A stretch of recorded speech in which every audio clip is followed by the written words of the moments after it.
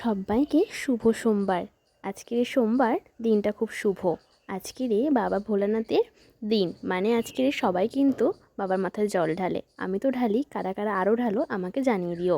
আমি সকালবেলা উঠেই বিছানা গুছিয়ে নিলাম, কারণ আমি জানি না আমার বিছানা গুছানো থাকলে আমার খুব নিট অ্যান্ড ক্লিন লাগে আমার ঘরটা। তো তারপরে আমি স্নান টান করে চলে এসেছিলাম ফুল আর ফল নিয়ে বাবার মাথায় জল ঢালার জন্য। না না, আমি কোনো মন্দিরে যাই না, আমার বাড়ির মন্দিরেই আমি বাবার মাথায় জল ঢালি। ফল ফুল বেলপাতা মোমবাতি, ঠাকুরকে কিছু প্রসাদ যেমন মিষ্টি সন্দেশ এই ধরনের প্রসাদ দিয়ে আমি ঠাকুরকে পূজা দিই। আর সঙ্গে আমার গপু আছে, ওকেও খেতে দিলাম। আজকে দিয়েছি কমলা লেবু, জানো তো। আর এই ধূপটা না কালকে বাবা এনেছে, খুব সুন্দর সেন্ট।